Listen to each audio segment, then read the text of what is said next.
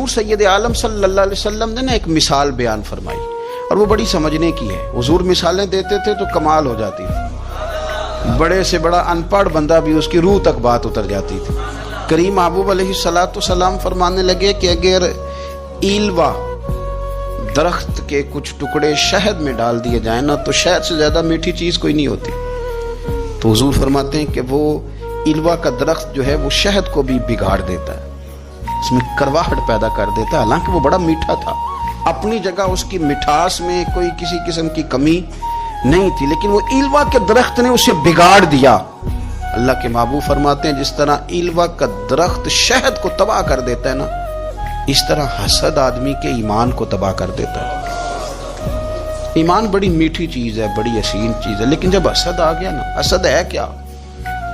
حسد بندوں سے نہیں ہوتا, یہ سمجھ لیں.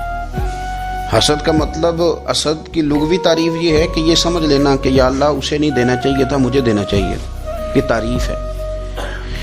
تو حسد ہوتا کس سے؟ حسد دراصل بندے پہ نہیں کیا جاتا. حسد کا معنی یہ ہے کہ آپ اللہ کی تقسیم پر اعتراض کر رہے ہیں. آپ کا کہنا یہ ہے کہ یا اللہ یہ تقسیم ٹھیک نہیں ہوئی, معاذ اللہ یہ ادھر چلا گیا, یہ تو ادھر آنے والی چیز تھی. تو یہ آپ نے ڈائریکٹ جو مقابلہ شروع کیا, معاذ اللہ یہ تو آپ نے اللہ کی تقسیم کے ساتھ شروع کر دی. تو پھر دل میں بگاڑ آتا ہے, پھر انسان ٹوٹ پھوٹ کا شکار ہوتا ہے, پھر وہ کمزور پڑ جاتا ہے, پھر وہ ایسی باتیں کرتا ہے جو اس کے منصب کے مطابق نہیں ہوتی, کچی بات کرتا ہے, کمزور بات. اللہ بہتر جانتے ہیں کون سی چیز اس نے کہاں رکھنی ہے. رب کی حکمت پر اور اس کی دی ہوئی توفیق پر راضی رہنا ایمان کا تقاضا ہے. لیکن ہمیں تو چاہیے تقسیم اپنی مرضی کی, ادھر کیوں چلا گیا, ادھر آنا چاہیے تھا. بھئی آپ کو یہ کس نے حق دیا ہے؟